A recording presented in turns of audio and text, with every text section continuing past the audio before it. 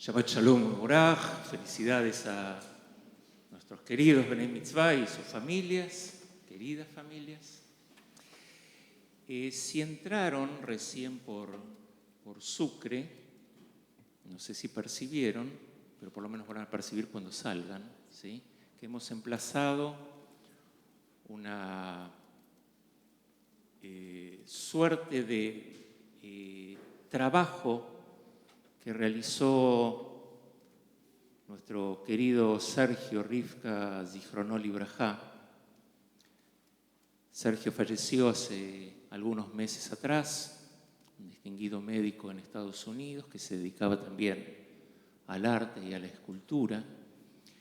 Y esa mano que pueden ver cuando salgan, o aquellos que ya la vieron cuando entraron, ¿sí?, está inspirada en un monumento que existe en Polonia y que representa la lucha por la libertad. Una obra interesante que vale la pena detenerse y verla, una obra en piedra.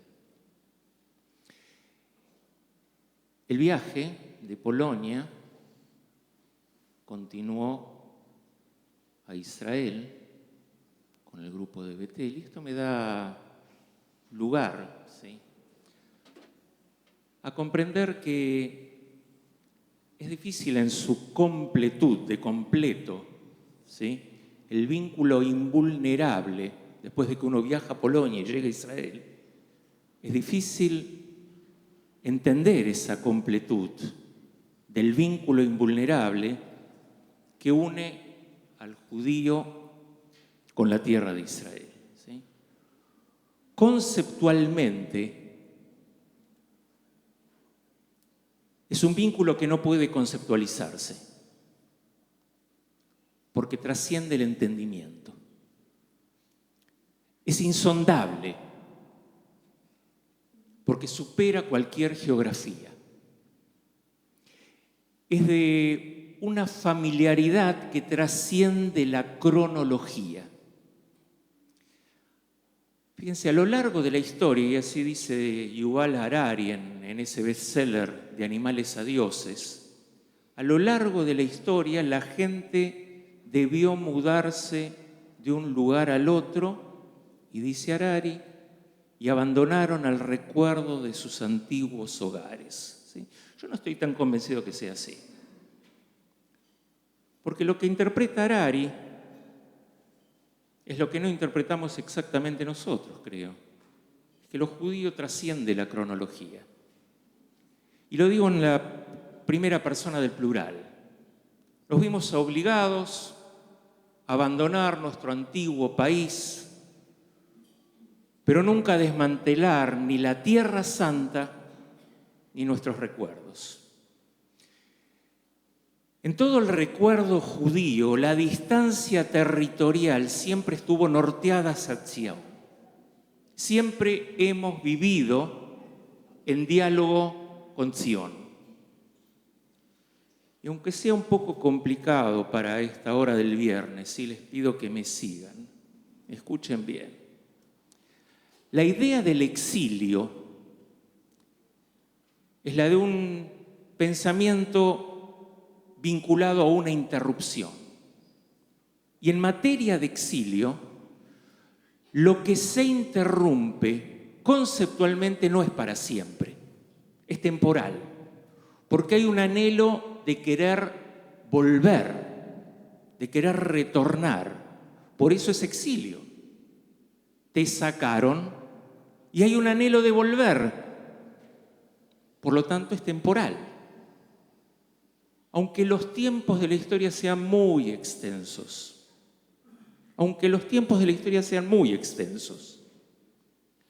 pero por más que te expulsen, te echen, la idea de exilio está sujeta a un retorno. Si no estás sujeta a un retorno, no sos un exiliado. Y aunque no se produzca el retorno, el exilio es el preludio a un regreso, porque es un término relacional. Uno es exiliado de. Uno es exiliado de. Y en esta relación siempre se quiere volver. Si no, no estás en el exilio. Aleph Bet Yehoshua, ¿sí?, el maravilloso escritor israelí, dice que cuando deja de haber exilio, escuchen bien, hay abandono. Y un abandono que produce un desapego. ¿Sí? ¿Se entendió, no? Esto es lo más difícil. Ahora vayamos al desapego. Desapego quiere decir que no tengo más nada que ver con la otra geografía. Y aunque suene pesado, duro, denso, en términos judíos, salvo que uno retorne, cuando uno abandona el exilio, abandona la idea de esperanza. Porque el exilio quiere decir volver. Eso es lo que dice Atikva. Od lo avdat tikvateinu, Atikva bat shnot alpaim. No abandonamos nuestra esperanza. Nuestra esperanza suma 2000 años de exilio. O sea, son los lazos de la esperanza los que nos ligaron a la tierra. Y no es la tierra la que nos ligó a la esperanza. Es la esperanza la que nos ligó a la tierra. Dicho de otro modo, y vamos a complicarla un poco más, no es posible ser judío sin esperanza. El judío puede estar desesperado, pero no desesperanzado. Sin la esperanza no seríamos judíos. Y la tierra, en nuestro caso, funciona como vínculo de la esperanza. Vamos un poco más. Abandonar el vínculo es negar nuestra identidad. Cuando a los judíos no se nos permitía estar en nuestra casa, en nuestra propia tierra, no abandonamos nuestros recuerdos. Contrario a lo que dice Harari, no abandonamos nuestros recuerdos. Y Zion no era un vago recuerdo de un pasado distante. Zion, dice Heschel, continuó siendo una presencia en nuestra vida. Fíjense qué linda parábola. Donde quiera que viviéramos, el cielo estaba sobre nosotros y Jerusalén frente a nosotros. Donde quiera que viviéramos, el cielo estaba sobre nosotros y Jerusalén frente a nosotros. Y vamos un poco más. La destrucción de Jerusalén en el año 70 es el comienzo de la historia de la angustia. ¿Y qué es lo que produce la angustia? Detenimiento. Nos detenemos en un lugar de nuestro espíritu, de nuestra alma, un lugar vertiginoso llamado angustia. ¿Sí? Hay gente que de eso entiende mucho más que yo. Pero los judíos hemos aprendido a cómo llevar la contradicción. ¿Qué contradicción? La de detenerse en un lugar vertiginoso llamado angustia. ¿Y por qué es contradictorio? Porque detenerse es pasivo. Me abstengo de caminar, de seguir. Y lo vertiginoso es activo, me empuja a seguir. Y sin embargo, los judíos aprendimos a vivir en esa contradicción. A lo largo de las épocas, fue como si desde el año 70 el tiempo se hubiera detenido. 70 el año en el que hemos sido expulsados. El vértigo de toda calamidad fue siempre vista, fue siempre interpretada como una secuela de la destrucción de Jerusalén. Y en nuestras oraciones seguimos llorando por el año 70. Toda persecución, todo desastre, y así lo registra cada poeta, fue vivido y revivido constantemente como la angustia. Una angustia que no cesó. Hubiese cesado, fíjense, si la separación con la tierra de Israel se hubiese aceptado como definitiva. Pero si se hubiera aceptado como definitiva la separación con la tierra de Israel, no existiría lo judío.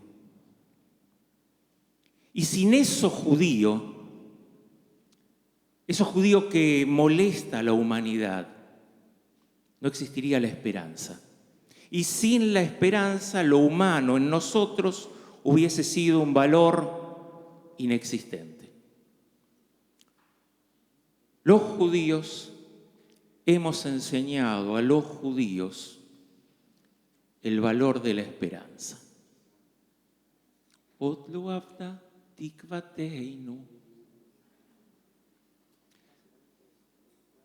Soy sionista porque para nosotros los judíos el sionismo es el movimiento cuya intención ha sido superar la idea de la angustia. Y lo digo con alegría, no es el psicoanálisis, es el sionismo. Viví varios años en Jerusalén, estudié en su universidad y me siento orgulloso de ello. Y valga la propaganda, cada vez que viajo a Israel con nuestra gente de Betel, nos acompañamos en una travesía que es una forma intensa de experimentar nuestra identidad en la vida. Una manera de afirmar una visión que sigue dotando de significado a nuestra alma. Y todo modo de afirmar el significado es también una búsqueda. En mi caso, hay ciertas búsquedas que son teológicas. ¿Qué es la teología? La teología, como el sionismo, es el intento de superación de la angustia. E Israel es una experiencia teológica. Para mí es un recorrido en el que descubro la topografía de la fe. Cuando la fe pasa por el tamiz del corazón, las cosas, la historia, los lenguajes y hasta la ley se entiende de otra manera. En mi lenguaje judío no existe fe judía sin sionismo. Nunca vi al sionismo como un movimiento político. Lo percibo como la respuesta a un camino en el que reafirmo un proyecto heredero del mandato del Tanaj, del texto bíblico, que se esclarece en la aspiración de mi admirado David Ben Gurión y sus seguidores y de Menachem Begin y sus seguidores. Y por eso el sionismo está íntimamente ligado a la epopeya de nuestra memoria, puesta a punto en tiempo presente, como retorno a nuestro refugio del desamparo del mundo. No hay acto más sagrado que la salvación de vidas humanas. Y si no hay acto más sagrado que la salvación de vidas humanas, es ahí donde Israel redimensiona su lugar como tierra sagrada. Y cuando hay testimonio, acto sagrado y tierra sagrada, hay esperanza. Y hay esperanza no como espera pasiva, sino como acción comprometida. Y en este sentido no soy yo el comprometido. Tengo la obligación en mi convicción reflexiva, por honestidad intelectual y por responsabilidad espiritual, decir que mi convicción reflexiva no es total. No pongo mi cuerpo, ni mis hijos están en el frente, ni pago los impuestos que ellos pagan, ni me banco cotidianamente los gritos del shuk, del mercado. Solo hago un pequeño aporte desde un lugar muy del costado. Obviamente que cada uno lo vive como lo vive. Pero tengo que confesarles, ¿sí?, que la aliyá es una deuda en mi vida. La aliyá es una deuda en mi vida. Yo lo hablo mucho en mis círculos íntimos. Y miren, en la diáspora hacemos nuestro aporte, o lo seguimos haciendo como individuos, como familias, como comunidad, en una cultura más grande que a la sazón hoy resulta pluralista. Hablando de nuestra propia búsqueda de sentido, de nuestras propias luchas éticas, de la forma como individuos encontramos la sabiduría del proceder en la tradición judía. Y hay ciertos debates en esta sociedad que hoy nos permiten contar públicamente qué dicen nuestras fuentes, tomar posición sobre esos debates, pero Israel ofrece una perspectiva diferente. Y esto seguramente me lo escucharon decir, y quiero que me entiendan bien. Israel nos presenta una oportunidad única de buscar de manera abarcativa una íntegra comprensión judía de la vida. No como individualidades, no como comunidades, no como familias, sino como un pueblo normativo. Esta es una idea muy antigua y hace que lo judío no viva exclusivamente en un libro. Se inspira en un libro, pero es una espiritualidad materializada.